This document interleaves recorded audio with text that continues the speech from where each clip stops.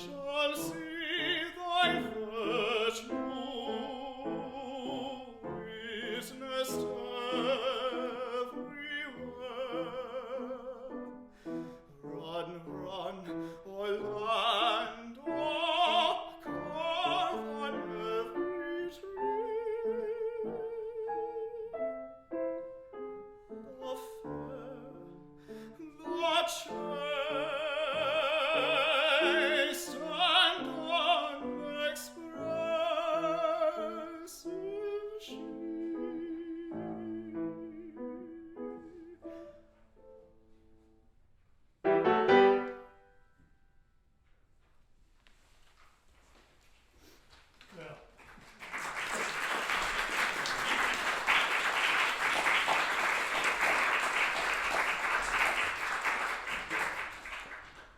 I'm Greg, for those of you who might not know me, and I've come out because you may be wondering, what was with that abrupt ending that came out of nowhere? So maybe a little bit more well-deserved applause for Peter and Marvin.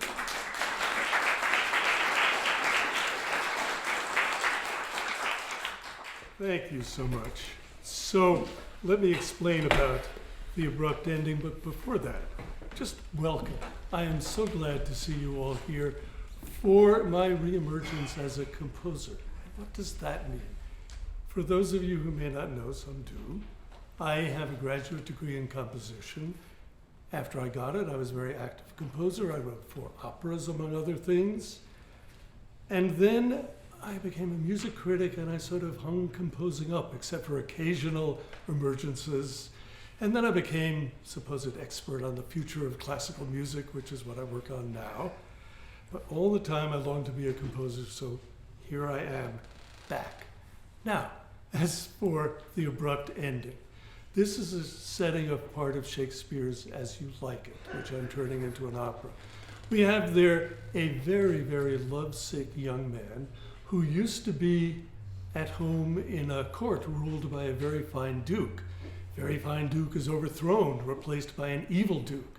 Young man flees into exile, is now living in a very rural place where he passes his time writing poems to the woman named Rosalind, whom he loved back in court, and hanging them on trees, and everybody's laughing at him.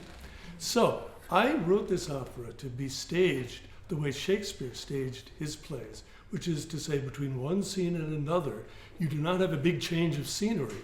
Simply the people involved in scene 1 walk off, and the people involved in scene 2 walk on.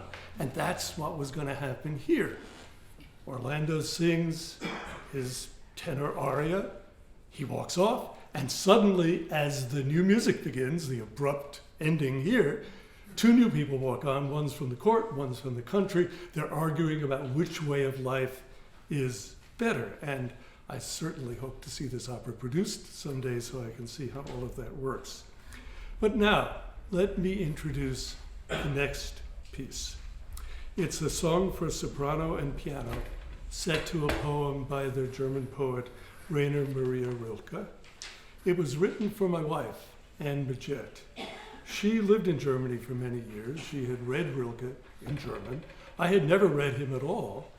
And shortly after we got together, my birthday came along, and she gave me a book of Rilke poems as a present. So both to thank her and because I loved the poetry, I set one of them, a very famous one, to music. That was in 1999, so you talk about needing to reemerge as a composer. That song was never performed until this past summer, almost a year ago. And now, it was sung then by Marlissa Hudson, who is about to sing it again for you now. So let me welcome back Marvin Mills, the pianist, and welcome to the stage Marlissa Hudson.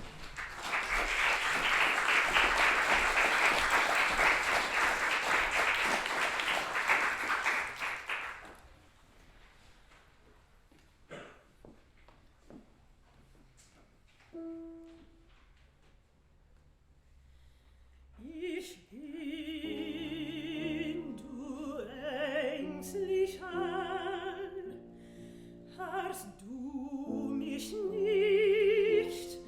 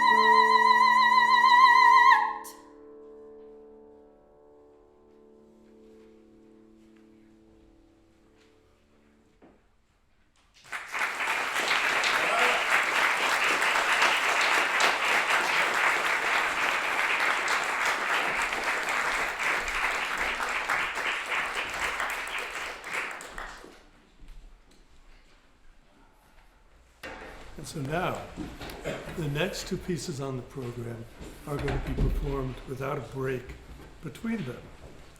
And why is that? Well, I think you'll see, and it just might have something to do with the fact that the last phrase of the first piece is actually the same as the first phrase as the second piece. So it's a chance to make, well, I shouldn't be advertising my own show, but kind of magical segue from piano to strings, to a string quartet. Now, the string quartet is called Quartet for Anne, and you might guess that I wrote it for my wife. I did. I wrote it as a surprise birthday present, and I actually brought a string quartet to our home to play it, and she was surprised. She was definitely surprised. I wanted in the quartet to use music of mine that Anne would know, and I was writing As You Like It at the time, so you will hear the opening tenor aria that Peter Drackley sang in the quartet. You will hear some of the music from the opera scene you're about to hear, and you will hear the ending of the song you just heard, which is also the ending of the string quartet. So about the opera scene you're going to hear. We have poor Orlando, who's been hanging poems on trees with everybody laughing at him. He doesn't know that Rosalind also has fled the rule of the evil Duke, and she is here in this rural area with him, but disguised as a man, so that when they come face to face finally, he doesn't know who she is. Both of them are lovesick for each other, but it's harder for Rosalind because there is the man of her dreams in front of him, and she cannot tell him who she is, and she has no idea what to say. So here we see how brilliant Shakespeare is. They start making awkward conversation. Rosalind actually asks Orlando, do you know what time it is? And that leads into some wild kind of Elizabethan banter, wordplay and play with ideas of the kind that Shakespeare and the Elizabethans really loved. There's one moment in it, I just have to tell you a moment. It's a joke that doesn't work now. It's something about Elizabethan lawyers and how lazy they were when court was not in session. Apparently that was a big thing then. We hear it, we kind of say, oh, maybe. But I think in the Elizabethan time they heard it, they say, oh, Shakespeare, he really zinged those lawyers. But the other brilliant thing that Shakespeare does, we got puppy love going on between these people who cannot act on it.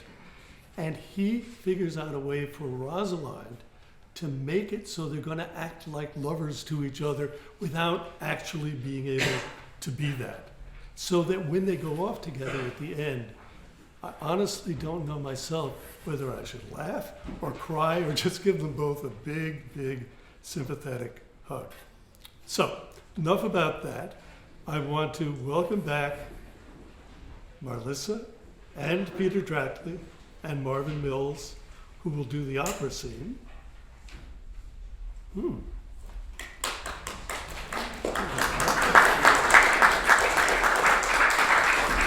and my string quartet, Encho Twardov, Rocco Taguchi, Jonathan Dinklage, and Peter Sachon.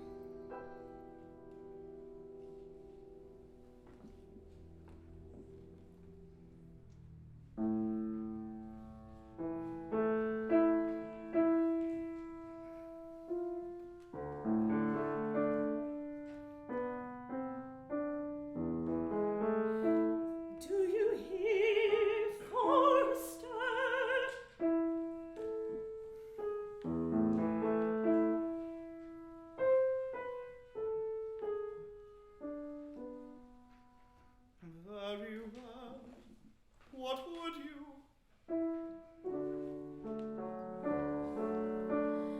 I pray avoid o'clock.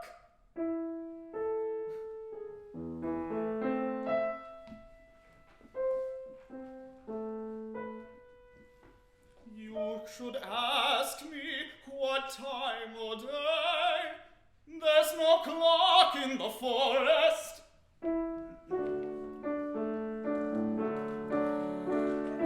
there is no true lover in the forest. A sighing every minute should detect the lazy foot of time. And why not the swift foot of time? Had that not been as proper? By no means, sir. Time travels in diverse paces with diverse persons.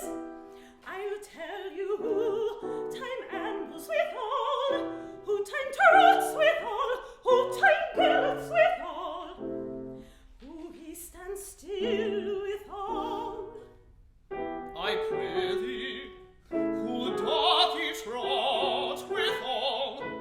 Marry, he trots hard with a young maid between the contract of her marriage and the day it is solemn. Ambles time withal? With a priest that lacks Latin and a rich man that hath not the gout. For the one takes easily because he cannot study. The other is merely because he feels no pain. This time ambles withal, Who doth he gallop withal? the thief to the gallows, and though he go as softly as foot can fall, he thinks himself to somewhere. Who stays it still withal? With fires in the vacation, for they sleep between term and term, and they perceive not how time moves.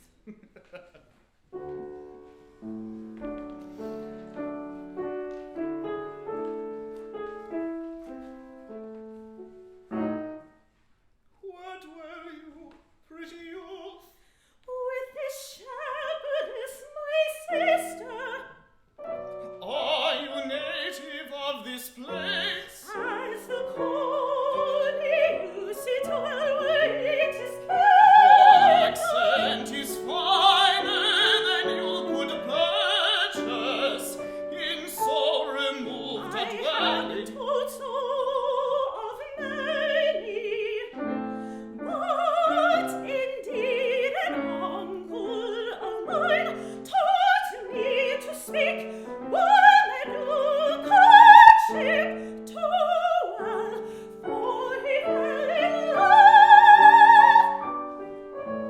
I have heard him read lectures against it, and I thank God I am not a woman to be touched with giddy Can you offences. remember the principal evils that he laid to And women? on principle, they were alike as halfpence are. I pray you recount some.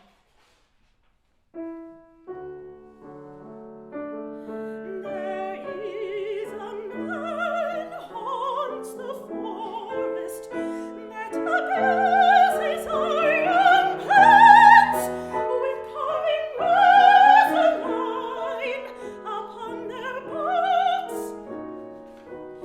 If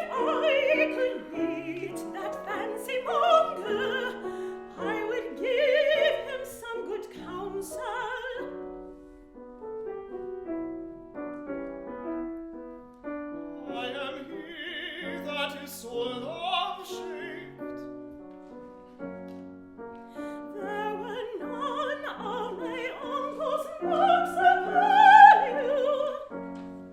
What were his A marks? cheek which you have not, a blue eye, and something which you have not, then your home should be ungartered, your shoes untied, but you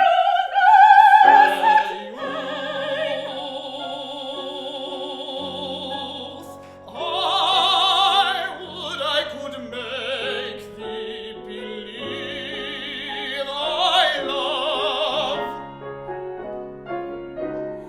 me believe it. You may soon make her believe it.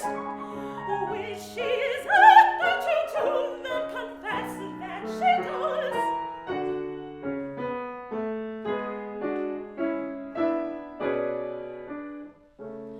But in good sooth, are you he that hangs the verses on the trees?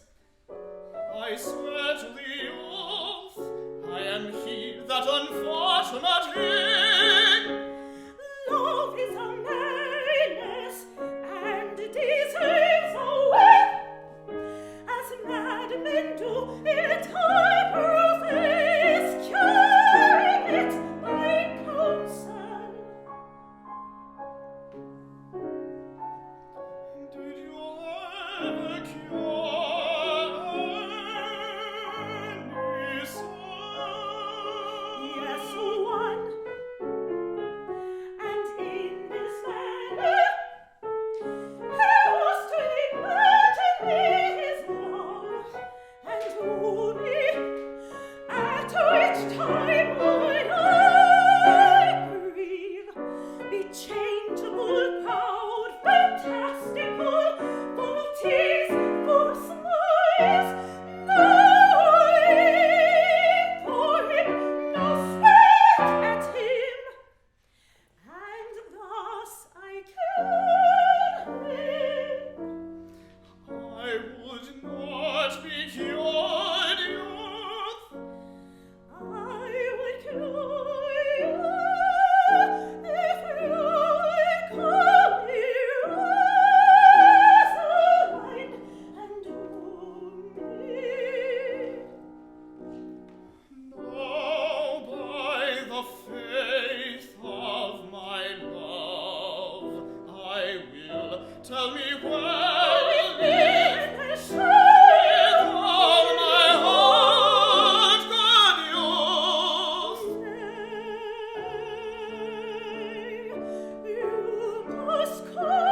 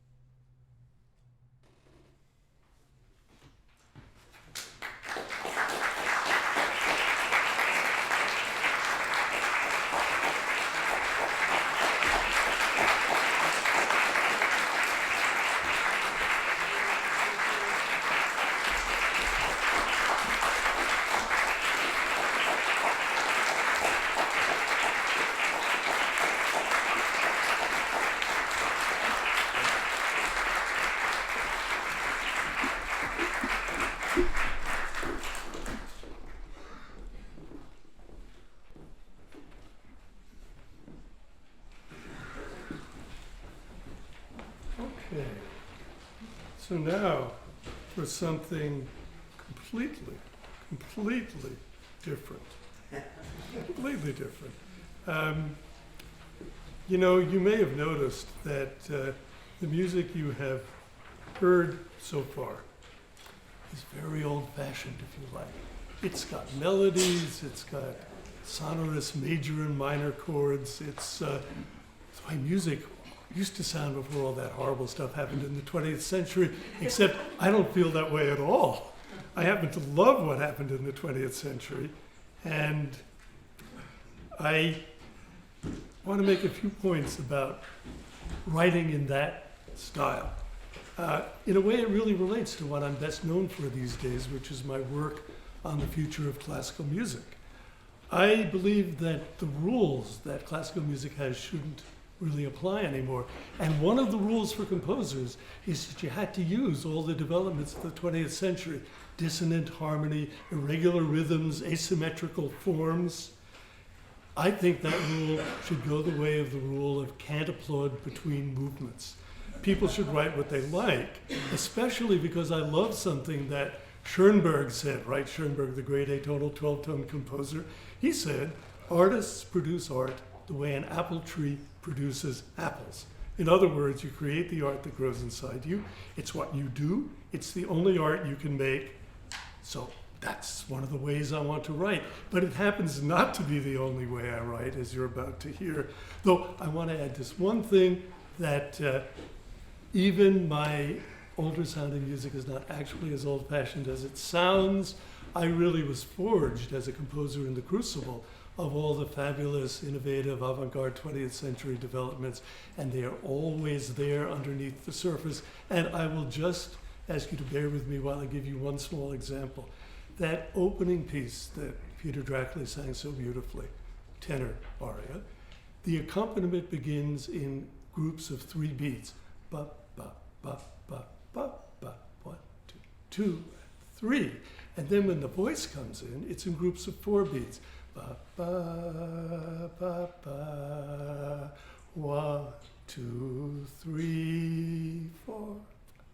So throughout that piece, 4-beat melodies are interlocked with 3-beat accompaniments, and it doesn't sound like anything is happening, but there is this kind of complexity under the surface, which, by the way, I had no idea I had done until I looked at it after it was written. But the complicated 20th century stuff is always there. But now, about the next piece where you will start to hear the influence of the 20th century on me. One of my literary idols is the poet Anne Carson. For a long time, I wanted to set her to music, and I could not figure out how. I did, because I'm a vocal music composer. I tried to find melodies for her poetry, and they were never right. They did not have the tone, the color, the feeling, and the depth that I found in her work. And finally, I figured out something for the piano, and I said, wait a minute, that is Anne Carson as I hear her. It is the beginning of something you're about to hear, the short talk on Ovid. And from there, I went on to write a series of piano pieces based on these poems that Anne Carson calls short talks. Not setting them for the music word for word, but going, so to speak, thought by thought, feeling by feeling, idea by idea. And then I got a really crazy idea, which is that the pianist should play a drum while playing the piano. And not sure exactly why I did that. I think it was something about how the flow of Anne Carson's work goes very deep, at least in me, and maybe I thought the drum added an extra level of depth, but I can tell you one thing. It added a real extra level of difficulty to the performance. Now, the pianist you're about to hear plunged into that really fearlessly, and certainly won my heart in doing so, as, by the way, all of these musicians have. She first played 3 of these pieces, then played 5 of them together, and tonight there is a final set of 8, which she will play for you now.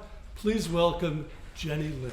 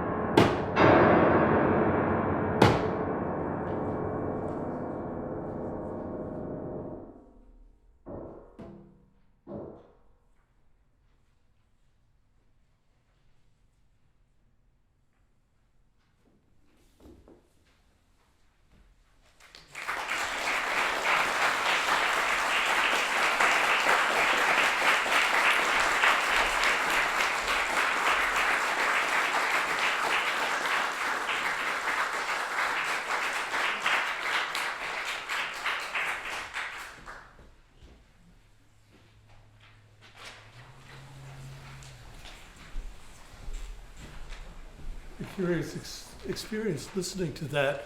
All of a sudden, I realized how a piece of mine actually went. I had written it. The computer had played it for me over and over again. I thought I knew it, and hearing Jenny play it, one of the pieces sounded so new and interesting to me. That's a great thing about being a composer. So now something very different. It's a piece I started writing with the expectation that it would be a very normal solo cello piece, meaning a piece that any good cellist could play. And then I started going a little crazy, and I wrote things so high in the instrument's range that they can't be played on a normal cello.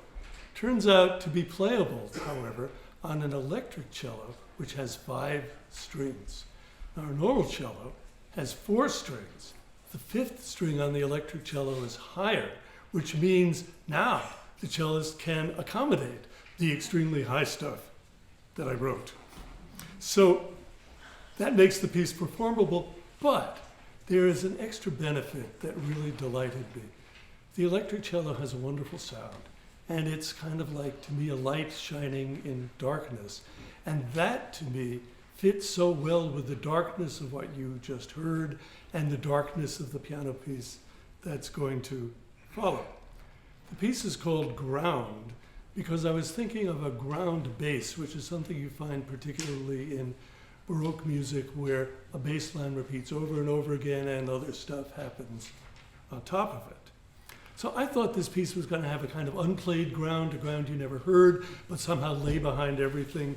And it didn't quite work out that way, though some of it might. What I ended up with was something that perplexed me no end. It seemed to me like a series kind of fragments. Some of them fit together, but some of them didn't, and the whole thing didn't really cohere.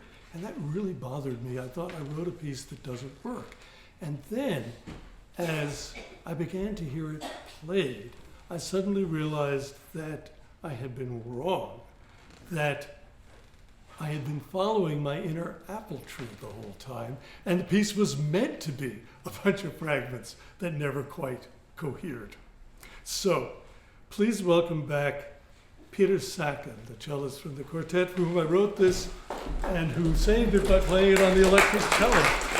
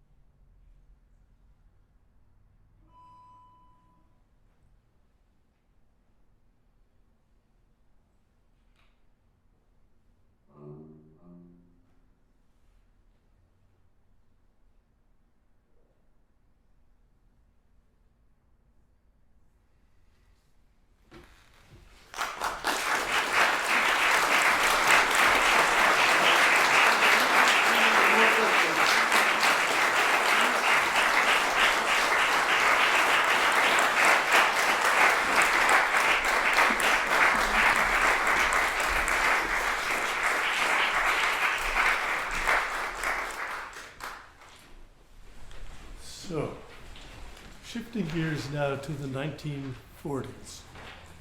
In New York, there was a photographer who called himself Ouija, who worked as a freelancer for tabloid newspapers.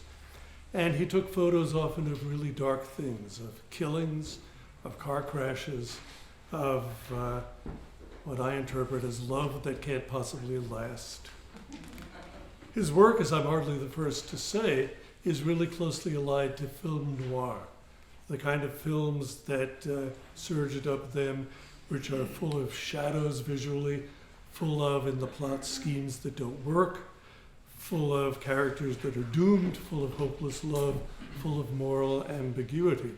I love these films, and I had the idea of writing a set of piano pieces based on some of Ouija's photos. No need really to say much about the music. You have the photos in your program books, and if you look at them, and if the music then makes sense to you, that's really all I would want to say about it. So please welcome back Jenny Lin, who will play this.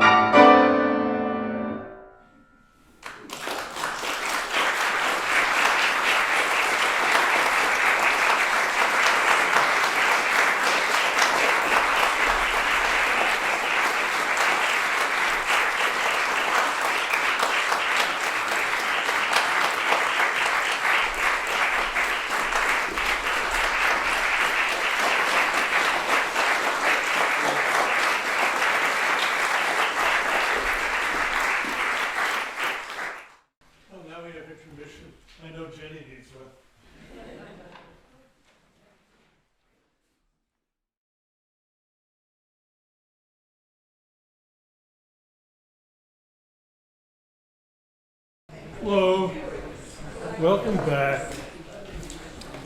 I want to tell you that we are going to have a reception after the performance, and you are all warmly welcomed while I scan my notes. I want, before going on with the program, to give a few acknowledgments to people I am very much in the debt of. One of them is Georgina Javor, who was programmer here at Strathmore, and Georgina was the one who invited me to do this performance. And in fact, emailed today from her job in New York. She now is a programmer for jazz at Lincoln Center, but without Georgina, no show. And then her successor, Sam Brownbaugh, whose name I hope I'm pronouncing correctly, who continued the plan, continued the budget, gave me lots of support. And then really everybody at Strathmore, but especially Phoebe Anderson Dana, who is the one night to night in charge of these mansion shows, who was just such an invaluable helper, colleague in putting this together. And of course, all my friends and colleagues and, dare I say, my online fans who offered me a lot of warmth and support for this. Definitely to the musicians. And I'm going to give a special shout for special help to Marlissa, who found Peter Drackley and Marvin, and Peter Sachon, who recruited the marvelous quartet. And finally, my wife, Anne Majette, for support and encouragement, always in everything, but particularly my composing, some very helpful critiques at times. She is, as some of you know, classical music critic for the Washington Post, and her ear applied to my music is a very helpful ear. And also for in the last week, I would say, as I rushed to the finish line as composer, music director, promoter, and producer, and picked up some balls I dropped, and then got some flying in the air that I never thought to throw up there. So I am very much in her debt. And so now, the final piece on your program, a rather long string quartet, which is a set of variations on the theme, the opening theme of the final movement of the Mahler Third Symphony. Now, talk about re-emerging as a composer. I finished this substantial piece in 2004, and only tonight is it receiving its world premiere because I was doing other things and not being a composer. So I would like to welcome the quartet back to the stage, Encho, Coco, Johnny, and Peter.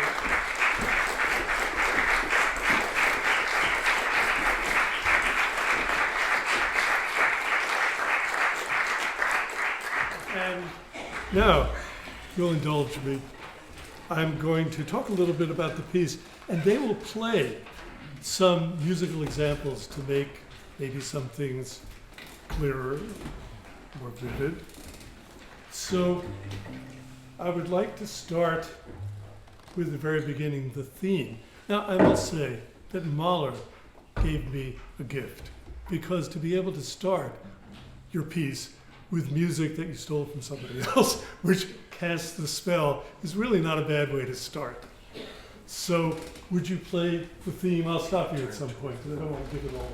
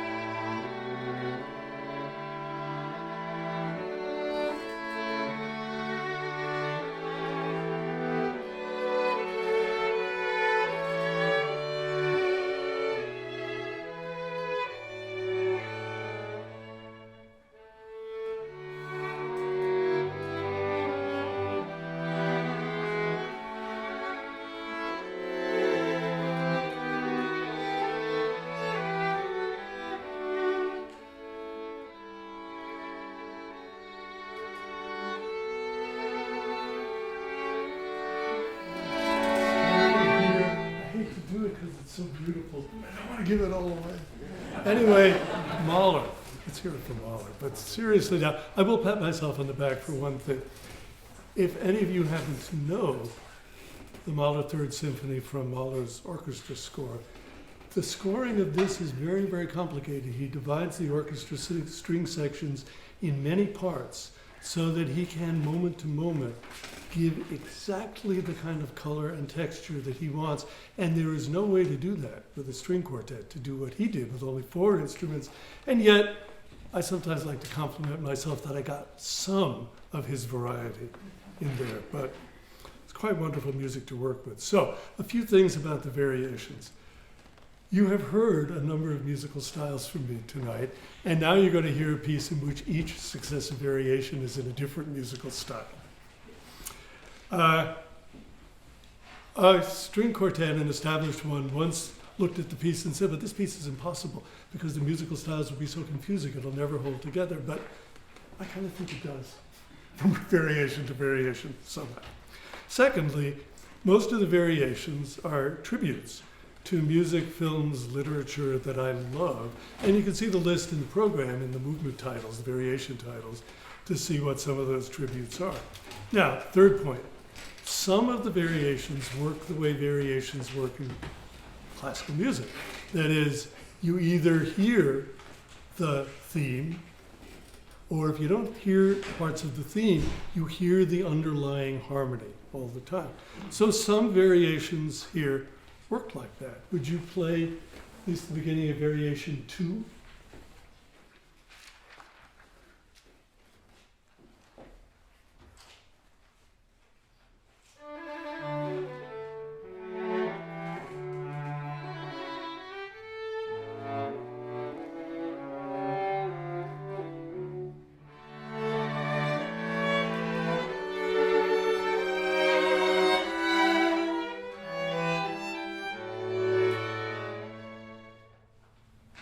Okay, thank you. That takes off from Mahler and goes on with references to Mahler. You can sort of hear that it came from there. Or another variation that sticks more closely to Mahler than you might imagine is the Elvis variation.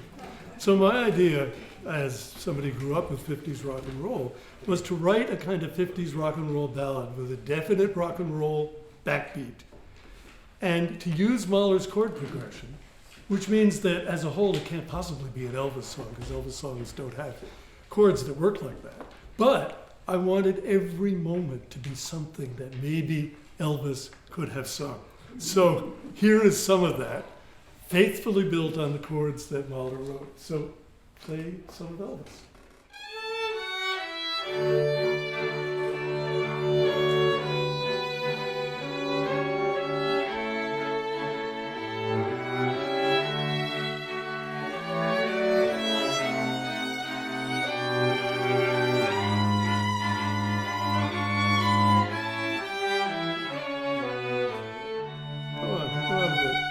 Oh, it doesn't matter. I think there's a part that, but you'll hear it when they play it, that actually was taken much more closely from Mahler. So that is Elvis. Now, some of the variations, though, are what I might call conjectural in their relationship to the theme. They have a glancing one, just a momentary one, or perhaps not much at all. And 3 of the variations that have not too much relationship with Mahler, except maybe in my mind, are the 3 variations that are tributes to the 3 great 12-tone composers, great atonal modernist composers who I know many classical concert goers are not very fond of, Schoenberg, Webern, and Berg, but each of them in different ways, personal musical god of mine. Although I will say one thing, the Schoenberg variation, the Mahler theme, starts. And so the Schoenberg variation, in which I recomposed, or rather reimagined from memory, parts of its 4th string quartet, it does begin. So how about that? Very close relationship to Mahler. The way those variations actually relate to Mahler is that in the 3rd phrase of the Mahler theme, the note A in one of the middle voices doesn't change. And so I put a prominent A in each one of these variations. And thank you, Mr. Mahler. That is my gesture towards you, and otherwise I was on my own. But I'm now going to talk composer's jargon for those who understand it, because I'm kind of proud of this. One of my favorite Webern pieces is his Symphony Opus 21, in which the first movement is a double canon in inversion. Canon is a melody and then another version of it going a little bit later. Inversion means the melody is turned upside down, and double canon means it's happening twice at the same time. So I did that using a 12-tone row, and why don't you play the Webern variation, variation 10. Play it all. All right.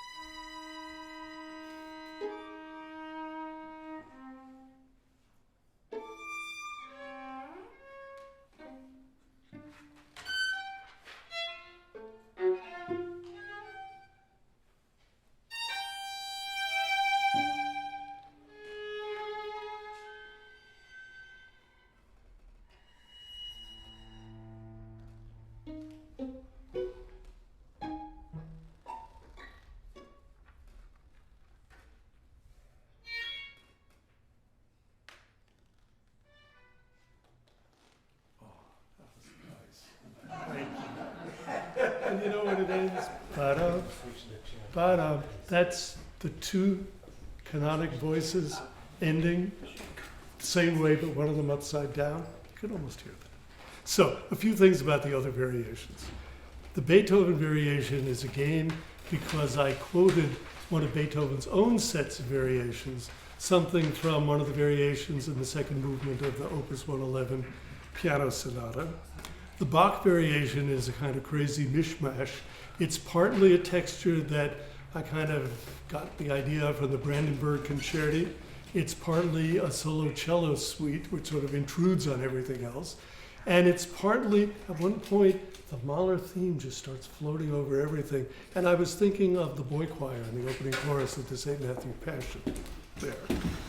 I said at the Schoenberg variation, I reconstructed parts of the fourth string quartet. I didn't have the score with me. I kind of remembered the melodic lines and how he wrote the accompaniment, so I just wrote my own accompaniment in his style. Love that.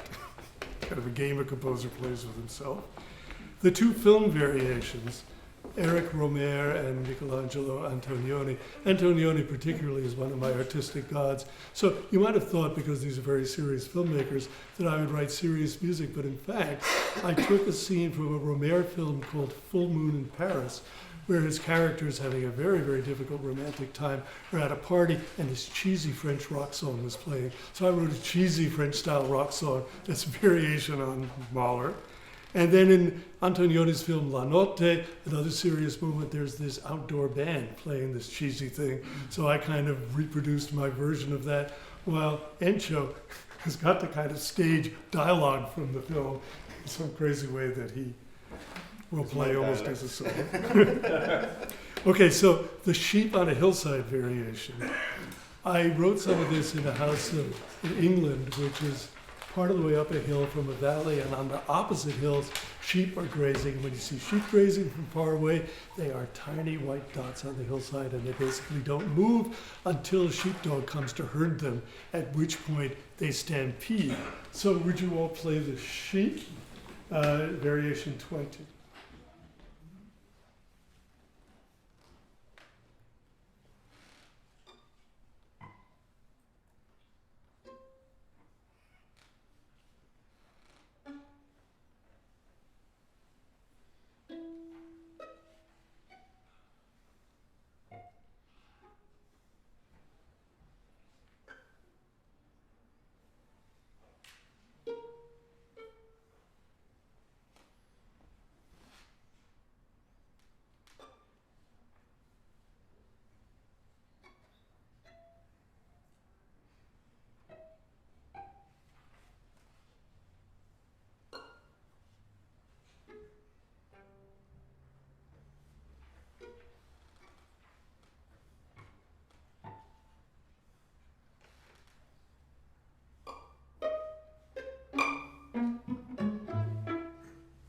the stampede. So the Proust variation, well, Proust, Marcel Proust, is probably the writer I most deeply love. And so that variation is, God, the games I play with myself when I write music. It is a setting of the first 6 sentences of Proust's great novel, In Search of Past Time, Search of Lost Time. In the original French, first 6 sentences, it lasts quite a long time because in that, time really, really expands what we would say in rhythm, the harmonic rhythm, the time it takes to get from chord to chord, really in a lot of the places slows down tremendously. And when I say I've said it, I mean literally that the melody, which weaves from instrument to instrument, is a literal setting of the Proust text, which could be sung. And I could make a version for soprano and quartet, which would mean more work from Marlissa, which would be fun. The text is in the program book. Unfortunately, I didn't think to put it in French. And when I wrote this, I was thinking of French music and particularly songs by Fauré. Finally, and this is the last, almost the last thing I'm going to say, there is a variation that is definitely a composer's stunt, and it's a chorale prelude. So those of you who know Bach, for example, know what a chorale prelude is. You take a chorale tune, but then under it you write something totally independent that has a life of its own, and the chorale tune kind of intermittently goes over it. So one famous example in Bach, da da da da da da da da da da da da, and then the chorale is ba ba ba ba ba ba ba ba. So I said to myself, you couldn't write a chorale prelude with this Mahler theme, could you? And I amazed myself I did. So could you demonstrate that? What I'd like you to do is take it from where Encho enters in variation 17, but first without it.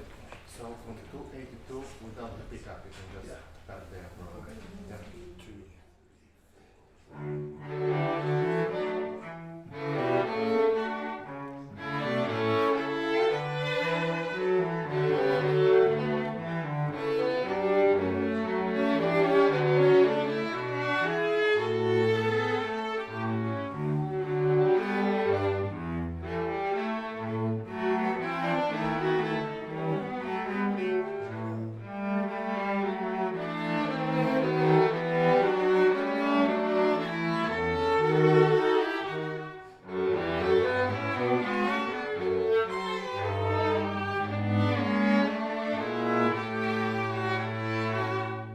Okay, so now with Encho.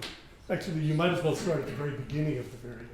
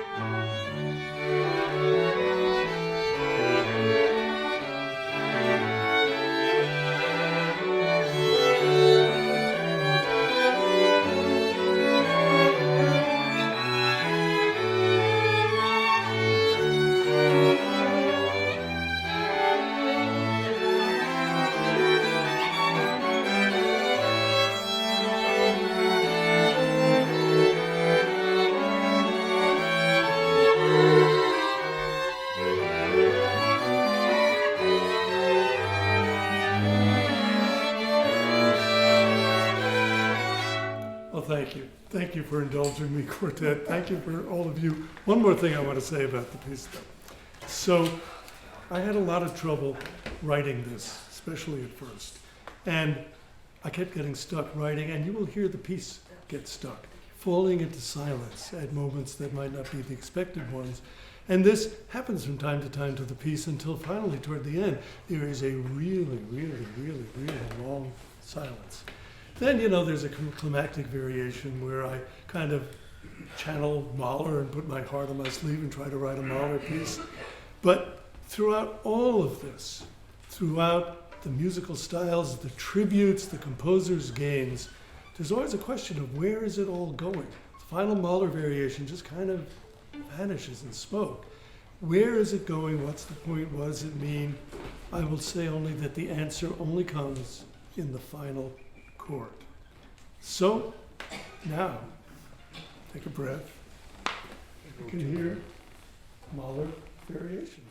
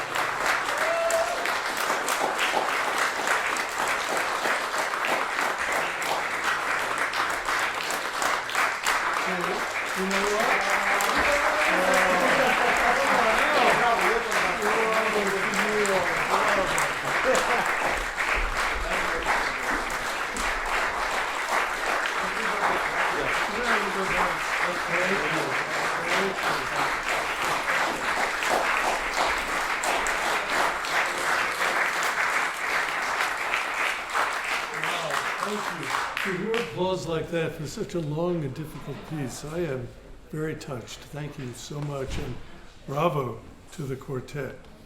So it struck me that that last chord, which I must say I really love, is a great ending to the piece, but not maybe the best ending for a whole concert program. So I have two short encores.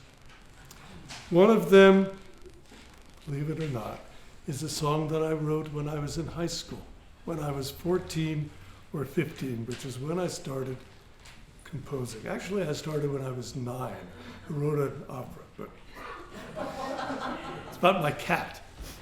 Anyhow, but I seriously composed in high school. And here's a song that has never been performed till now for soprano and piano. I probably back in high school never even conceived of the idea of having it performed.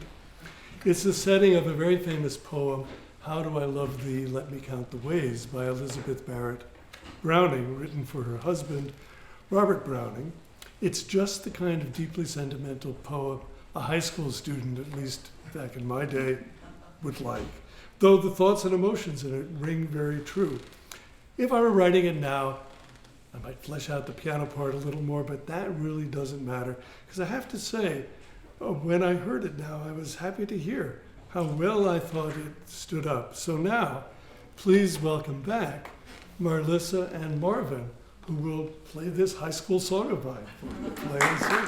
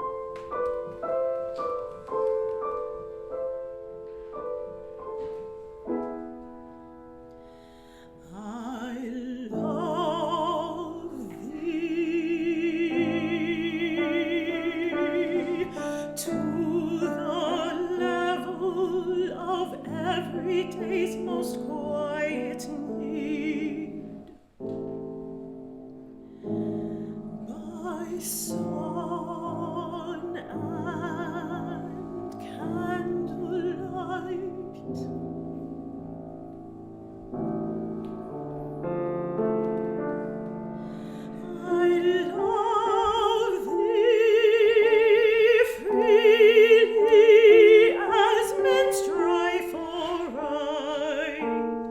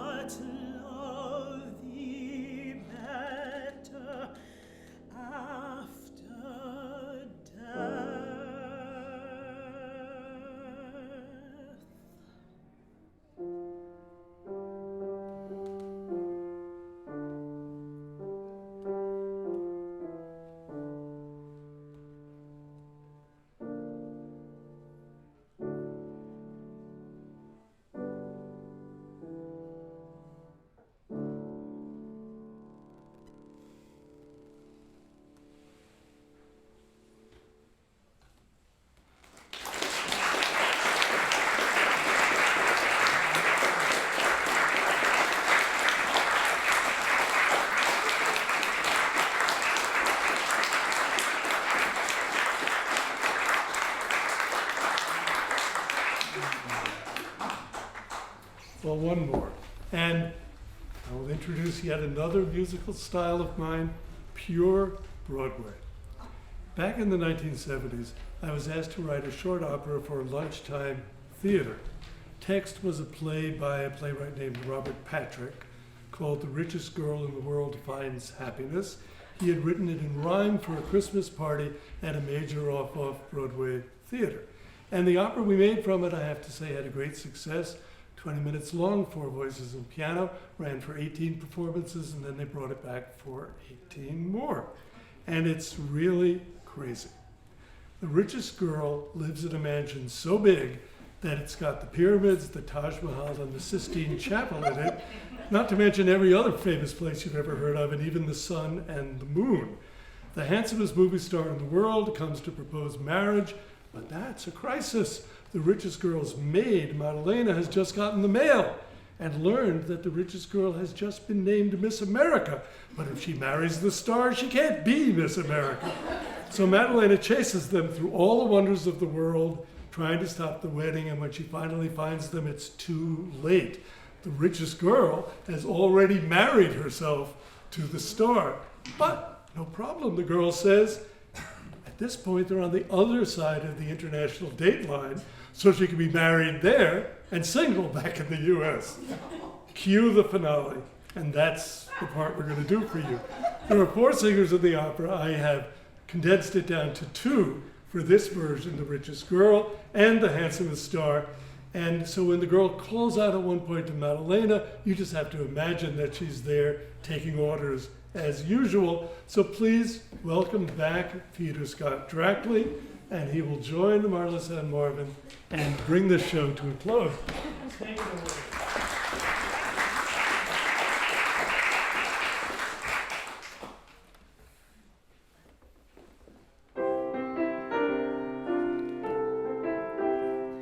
How truly it is written that happiness is found only by those who are happy all year round. The secret of serenity is one we all possess. The richest girl in the world is the one who finds true happiness.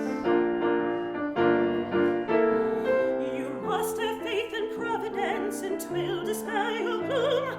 When you feel it's torturing, I move to another room. This is the only secret your study will impart. The true sense of well-being comes to the untroubled heart. Possessions are as nothing, Madalena called the car. Do your best to brighten the corner where you star. Now let our husbands sing out what we would all profess. The richest girl in the world is the one who finds true happiness. And don't forget, The richest girl in the world is the one who finds true happiness. on to it. The richest girl in the world is the one who finds true happiness. Oh, there's one thing I forgot to tell you. What's that? You're pregnant. This is the end of our story. Another